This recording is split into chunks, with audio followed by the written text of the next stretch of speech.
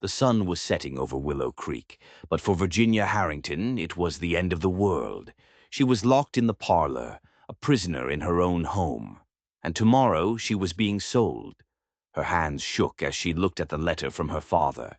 It wasn't a request. It was a bill of sale. One daughter, Virginia, age 21, in exchange for a cleared gambling debt.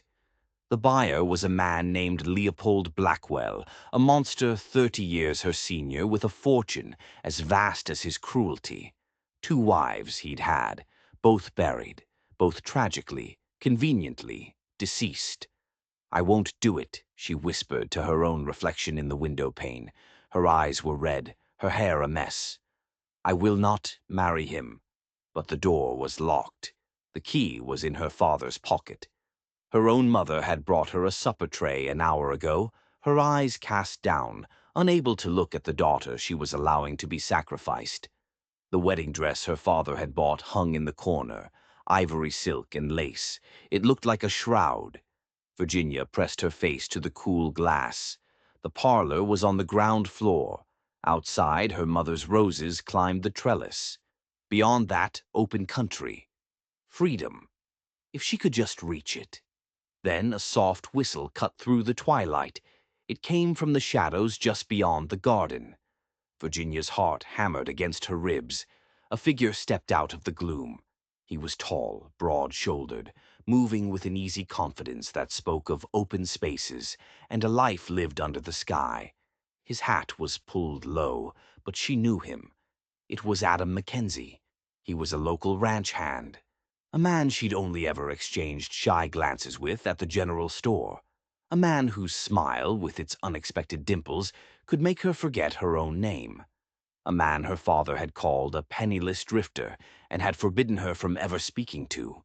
And he was standing in her yard on the eve of her destruction. With trembling fingers, Virginia unlatched the window and pushed it open.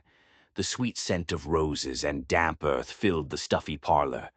Adam stepped closer, the moonlight catching the hard lines of his jaw and the kindness in his eyes.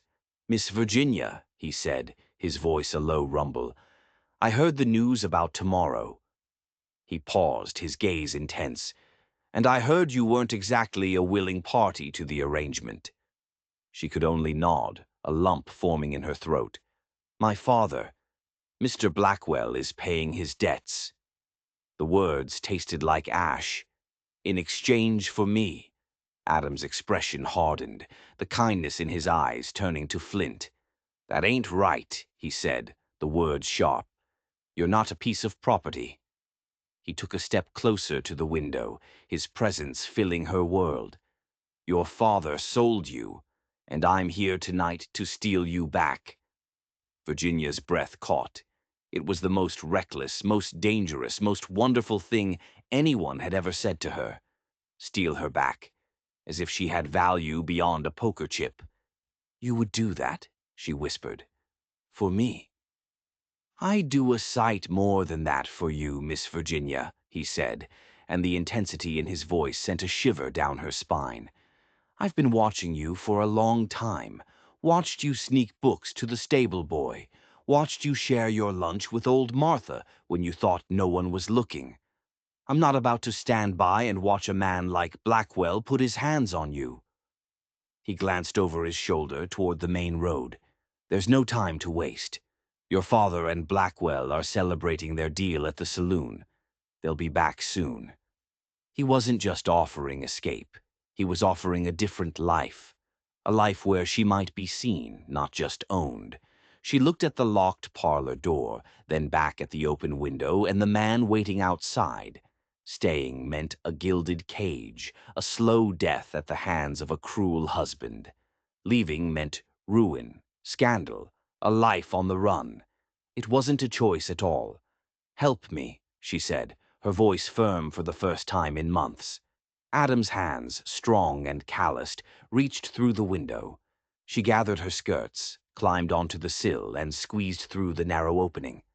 For a moment she was suspended between two worlds, the stifling parlor behind her, the vast, unknown night ahead. Then she was falling, tumbling right into his arms. He held her steady, his heartbeat a frantic, thunderous rhythm against her own. He smelled of leather and pine smoke and freedom. "This way," he whispered, his voice urgent. He took her hand, his grip solid and reassuring, and pulled her toward the edge of the property. They moved like ghosts through her mother's garden, the thorns of the rose bushes snagging at her dress as if trying to pull her back. She felt a pang of guilt for her mother, but it was quickly replaced by the cold steel of resolve. Her mother had made her choice. Now Virginia was making hers. 2 horses waited in the shadows, not one. They were saddled and ready, provisions tied behind the cantles. This wasn't a spur-of-the-moment decision. He had planned this. He had come for her. He helped her mount one of the horses, then swung onto the other. "Where are we going?" she asked, her voice barely a whisper as they urged the horses into a silent trot, leaving the only home she'd ever known behind. "Got a friend with a homestead about 30 miles north," Adam said, his eyes scanning the darkness around them. "He'll give us shelter. But you need to be sure, Virginia. Once we cross that county line, there's no turning back. Ever." She thought of Leopold Blackwell's wet, grasping hands during their one brief, horrifying introduction. She thought of his dead wives. She thought of her father, counting his silver. "I'm sure," she said, her voice ringing with a newfound strength. "And please, call me Virginia." A small smile touched his lips. "Virginia it is." They rode through the night, the vast Colorado wilderness, swallowing them whole. Above them, a billion stars glittered like scattered diamonds, each one a promise of a future she hadn't dared to dream of just hours before. The air was cold and clean, and for the first time in years, Virginia felt like she could finally breathe.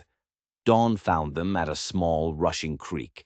The world was painted in soft pastels of pink and gold. Adam helped her dismount, his hands lingering at her waist. A warmth spread through her that had nothing to do with the rising sun. "You must be exhausted," he said, leading the horses to the water. "Strangely, I'm not," she replied, stretching muscles she didn't know she had. "I feel alive." Adam smiled, and those dimples appeared, making her heart do a ridiculous little flip. "Freedom will do that to you." He pulled jerky and hardtack from a saddlebag. "It's not fancy, but it'll do." They ate in silence for a moment, the only sounds the gurgle of the creek and the chirping of waking birds. "How did you know?" she finally asked. "Everything. That I was locked in. That they were at the saloon." His expression grew serious. "I wasn't just a ranch hand, Virginia. I was a foreman at the Rockingham Ranch." He paused, letting the words sink in. "The ranch that supplies all the beef and horses to the Blackwell estate. I made it my business to know Blackwell's business." This was new. Her father had made him sound like a man who shoveled manure for a living.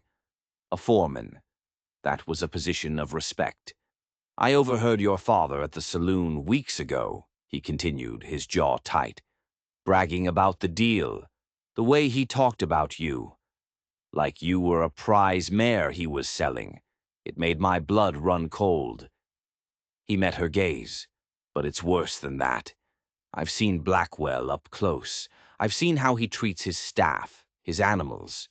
The man has no soul. His first wife, everyone says she died of a fever. That's a lie. She tried to leave him." A chill went through Virginia, colder than the morning air. What happened to her? Adam's eyes were dark pools of memory. He hunted her down, brought her back. A month later, she was dead. The doctor, the one on Blackwell's payroll, signed off on it. Natural causes. Just like the second wife. This wasn't just an escape from an unhappy marriage anymore. This was a flight for her life. "So you risked all this for me? A stranger?" "Truth is, Virginia," he said, his voice softening, "I've watched you for months. Not just your kindness, but your fire. I saw you stand up to the blacksmith when he was whipping his horse. I saw the books you hide under your shawl to read when you think no one's watching. You're not meant for a cage." He looked away, a faint blush on his tan cheeks. "Reckon I've been half in love with you for a long time." The confession hung in the air between them, more nourishing than the food they'd eaten. Before she could find the words to respond, Adam stood up abruptly. "We need to move. Your father will have raised the alarm by now." They rode north, the landscape changing from rolling hills to rugged, pine-covered mountains. He pointed out landmarks, told her stories of his life, of the war he'd fought in, of his dream to one day have a small spread of his own. She drank it all in, this world that was so much bigger and more real than the one she'd left behind. Her father had always told her Adam was a nobody, but the man beside her was more of a somebody than anyone she'd ever met. By midday, the sky had turned a bruised purple. "Storm's coming," Adam said, his eyes on the horizon. "A bad one. We need to find shelter. Fast." The rain started as a drizzle, then became a torrential downpour.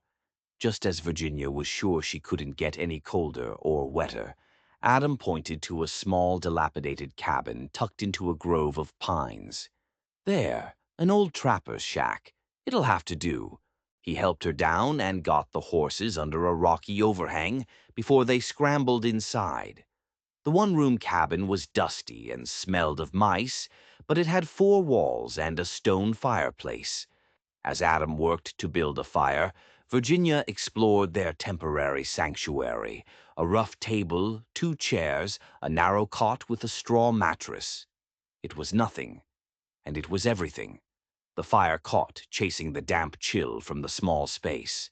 Outside, the storm raged. Thunder cracked overhead, and lightning lit the cabin in stark, brief flashes. They were utterly alone, sealed off from the world. Adam pulled salt pork and cornmeal from his saddlebags. Time for supper. They cooked together, moving around each other in the small space with a natural, easy rhythm. She'd never cooked a meal in her life, but under his gentle instruction she found a simple satisfaction in the task. They ate sitting on the floor in front of the fire, the storm a wild symphony outside their door. "What happens now?" she asked, the fear that had been simmering beneath the surface finally bubbling up. "When they come for us?" "Your father will be angry," Adam said, his face grim in the firelight. "But Blackwell, he's a different kind of animal. Men like him don't just get angry when they lose something they think they own. They get obsessed. He won't stop until he gets you back." He reached out and took her hand, his touch sending a jolt through her. "But I won't let him. I swear it, Virginia. We'll face whatever comes, together." His promise was a shield against the storm, against the world. Exhaustion finally washed over her, and her eyelids grew heavy. "Take the bed," Adam said softly. "I'll keep watch by the fire." She was too tired to argue. She lay on the narrow cot, pulling a rough wool blanket over her. Lulled by the sound of the rain and the steady presence of the man sitting by the fire, she fell into a deep, dreamless sleep. She woke in the dead of night. The fire had burned down to glowing embers. Adam was still there, a silhouette against the dying light, but he was no longer just sitting. He was examining something he'd found on the floor, tucked under a loose floorboard. "What is it?" she whispered, sitting up. He looked over, his face pale and grim. I think we're not the first people to hide from Blackwell in this cabin." He held up a small, leather-bound book. A diary. He opened it, and in the faint light Virginia could see delicate, looping handwriting. Adam began to read aloud. "My name is Eleanor, and my husband means to kill me. He tires of me as he tired of the one before. I saw the poison he bought in town. He thinks I am a fool. I must run. I will hide in the old trapper's shack my father told me about, then make for the territories." Eleanor. That was the name of Blackwell's second wife. the one who had supposedly died from a sudden illness. She was here, Virginia breathed, her blood turning to ice. She tried to escape. Adam flipped to the last page. The handwriting was shaky, panicked. He found me. I don't know how, but he found me. I hear his horse outside. There is nowhere left to run. If anyone finds this, know that Leopold Blackwell is a murderer. Know that he... The entry ended there, in a frantic, inky scrawl. The storm outside had passed, but a new, more terrifying storm had just broken inside the cabin. They weren't just running from a forced marriage. They were running from a cold-blooded killer. And he had hunted his last wife to this exact spot. Adam stared at the diary, then at Virginia, his eyes filled with a terrifying new urgency. "He knows this place," he said, his voice barely a whisper. "He's been here before. We have to go. Right now." They didn't wait for dawn. They saddled the horses in the dark, the moon casting long skeletal shadows through the dripping pines. Every rustle of leaves, every snap of a twig, sounded like the footfall of a monster. The diary was tucked safely in Adam's saddlebag, a silent, damning piece of testimony. They rode hard, pushing the horses, putting as much distance as they could between themselves and that haunted cabin. The sun was high in the sky when they finally reached the valley Adam had been aiming for. A modest homestead sat by a stream, smoke curling from its chimney. A man working in the yard looked up, his weathered face breaking into a grin as he recognized Adam. "Daniel," Adam called out, a wave of relief in his voice. "We made it." Daniel Cooper was a man Adam had fought beside in the war. He greeted them warmly, his handshake firm, but his eyes were filled with concern as Adam quickly explained their situation. "Any friend of Adam's is a friend of mine," he said to Virginia, though he couldn't hide the worry etched around his mouth. He led them inside to his wife, Sarah, a kind-faced woman who immediately took Virginia under her wing, offering her a bath and clean clothes. While Virginia washed away the grime of the road, she could hear the low murmur of the men's voices from the kitchen. When she rejoined them, the atmosphere was thick with tension. "It's bad," Daniel said, not bothering to sugarcoat it. "Riders came through yesterday, from your father and from Blackwell." He looked at Virginia. "Your father's offering a reward, $500. Says you were abducted." Virginia's stomach twisted. "He's lying." "We know that," Sarah said gently. "But $500 is a lot of money to poor folk." Adam's face was stone. "That's not the worst of it, is it, Daniel?" Daniel shook his head grimly. "No. Blackwell put out his own notice, a private bounty. He doesn't want you back, Adam. He wants you dead." His eyes met Adam's. $5,000. For you, dead or alive. $5,000. It was a fortune. Enough to turn any neighbor into a bounty hunter, any friend into a potential traitor. Enough to ensure they would never, ever be safe in this territory. "We can't stay here," Adam said immediately. "We can't bring this down on you and Sarah." "You'll stay the night," Sarah insisted. "You're exhausted. You need to eat, to rest. We'll figure out a plan in the morning." That night, after a dinner that none of them could taste, Virginia sat on the porch with Sarah while the men walked the perimeter of the property. "He's a good man," Sarah said quietly, nodding toward Adam's distant figure. "One of the best I've ever known, and I've never seen him look at anyone the way he looks at you." "We barely know each other," Virginia whispered. "Sometimes," Sarah replied with a small smile, "the heart doesn't need much time." The men returned, their faces grim. "All quiet for now," Daniel reported, "but we should all get some rest." They gave Virginia their daughter's small room. She lay in the dark, listening to the unfamiliar sounds of the homestead, her mind racing. $5,000, a price on Adam's head, all because of her. A soft knock came at her door. It was Adam. Daniel got word from a friend in town, he said, his voice low and urgent. Blackwell isn't just relying on bounty hunters. He's convinced the sheriff I'm a kidnapper and a murderer. There's a warrant out for my arrest. They're forming a posse at first light. Virginia's hand flew to her mouth. But that's insane.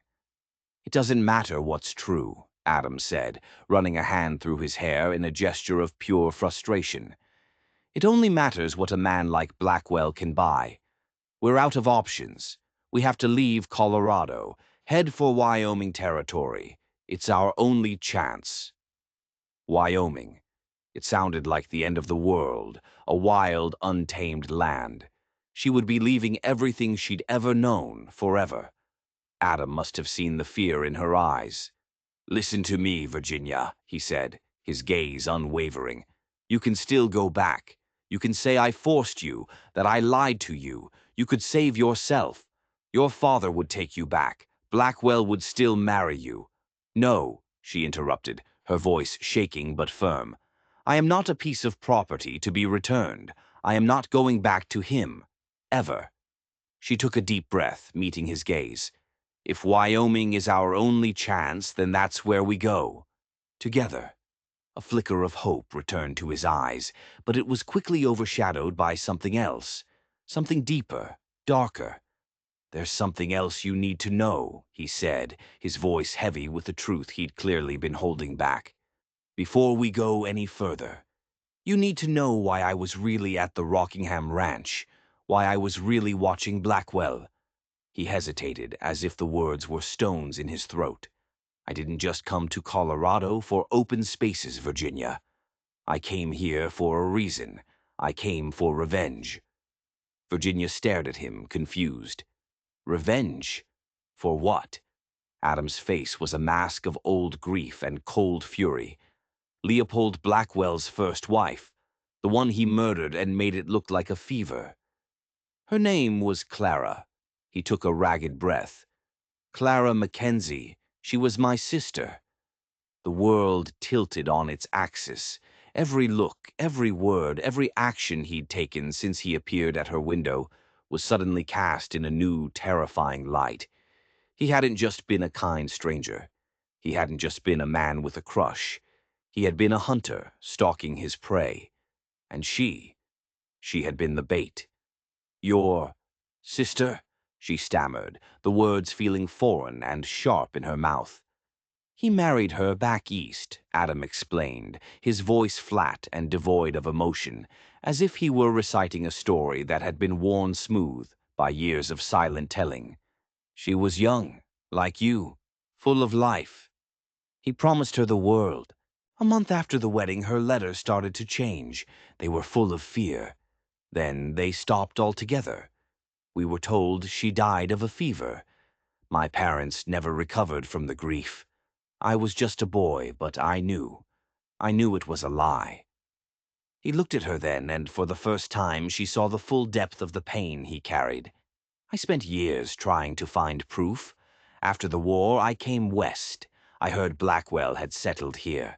I took the job at the ranch just to get close to him, to watch him, to wait for him to make a mistake.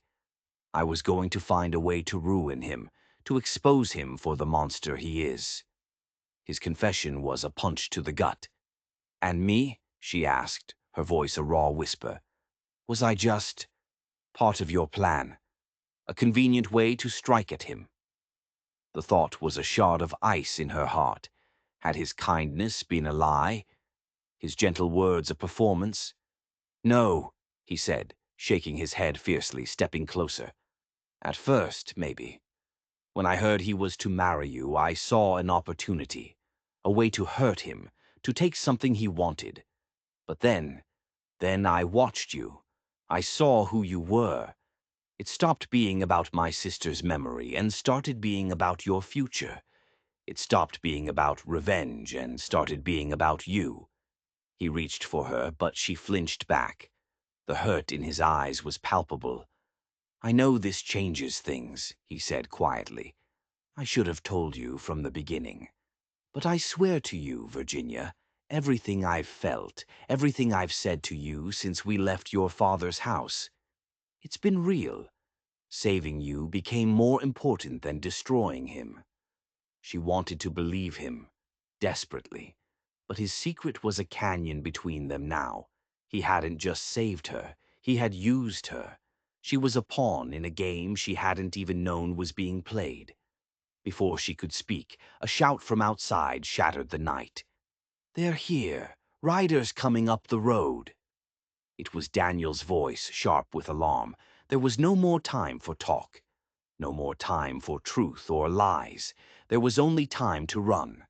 "Out the back!" Daniel yelled, appearing at the doorway, a rifle in his hands. "Sarah will hold them off at the door. Go! Now!" Adam grabbed their packs, his face set in grim lines. He looked at Virginia, his eyes pleading. "Please, Virginia, we have to go." She was trapped, trapped between the man who had murdered his wives and the man who had lied to her. But only one of them was offering her a chance to live. She made her choice. She ran. They scrambled out the back door into the darkness, the sounds of shouting voices behind them. A gunshot cracked the night air, and Virginia flinched, but Adam pulled her along, his grip on her hand, unbreakable. "Daniel's just trying to slow them down," he said, his voice tight. "He won't shoot to kill." They ran for the tree line, plunging into a ravine that led down to the stream. The ice-cold water shocked her legs as they waded through the current, using the overgrown banks for cover. Her skirts dragged, heavy with water and mud, but Adam half-carried her, his strength seemingly endless. They didn't stop, didn't look back, even as the sounds of the posse grew fainter behind them. For days they moved like animals, traveling by night and hiding by day. The easy companionship they had shared was gone, replaced by a tense, wary silence. Adam taught her how to survive, how to build a smokeless fire, how to find north using the stars, how to identify edible plants. He was patient, methodical, his focus entirely on keeping them alive. And Virginia learned.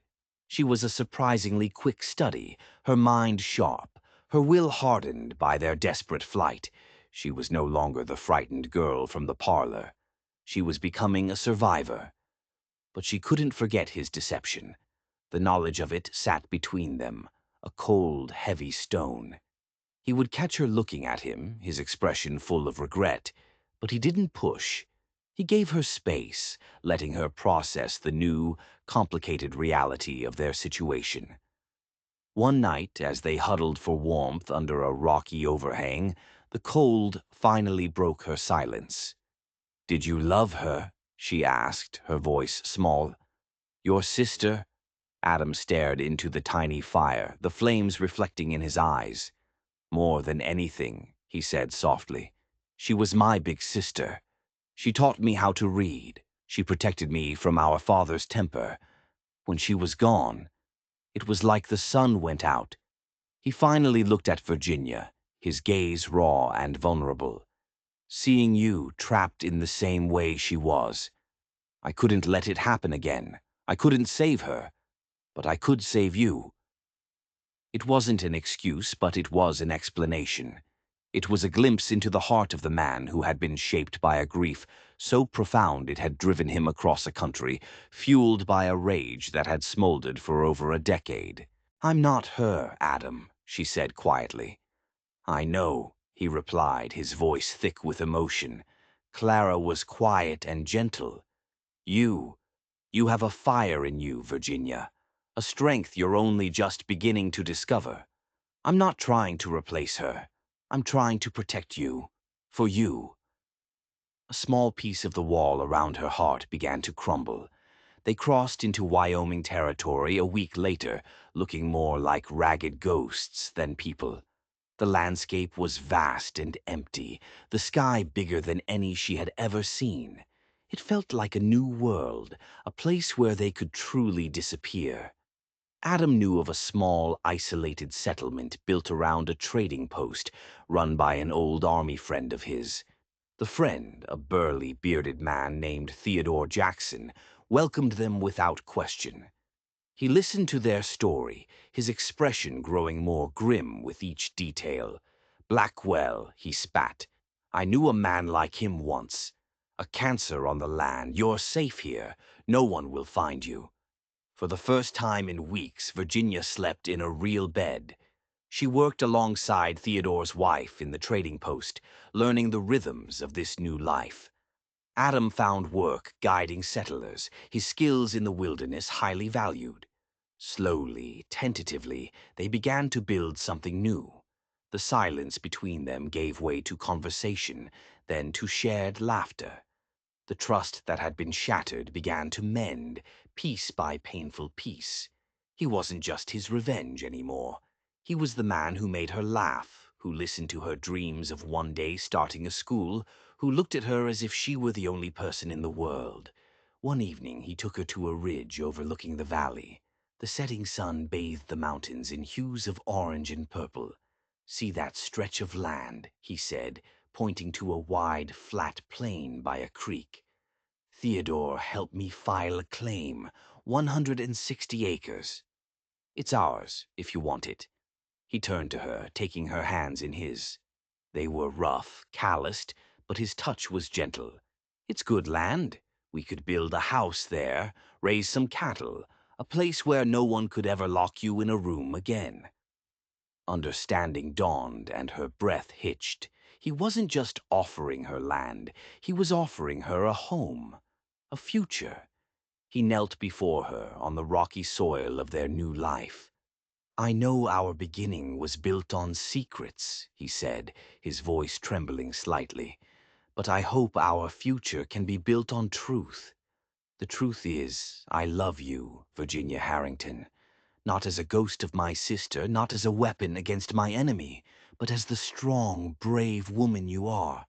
Will you marry me? Will you build this life with me?" Tears streamed down her face, but they were tears of joy, of relief, of a love that had been forged in fire and fear. "Yes," she whispered, her voice choked with emotion. "Yes, Adam Mackenzie. I will." He slid a simple hand-carved wooden ring onto her finger and pulled her into his arms, kissing her with all the promise of the life they were about to begin. They were survivors, and they were home. They were married a month later, a simple ceremony in the trading post, with Theodore and his wife as witnesses. Life was hard, but it was good. They built their cabin with their own hands, every log a testament to their shared strength. Adam's herd grew, and Virginia started her school, teaching the handful of homesteaders' children in their small front room. The ghosts of the past began to fade, replaced by the simple, profound joy of a life freely chosen. One crisp autumn afternoon, almost a year after they'd arrived in Wyoming, Virginia was outside hanging laundry when she saw a rider approaching. It wasn't unusual. Settlers passed through all the time. But there was something about this rider. The horse was a magnificent black stallion, far too fine for a simple traveler. And the man who rode it sat tall and straight, dressed in an expensive black coat.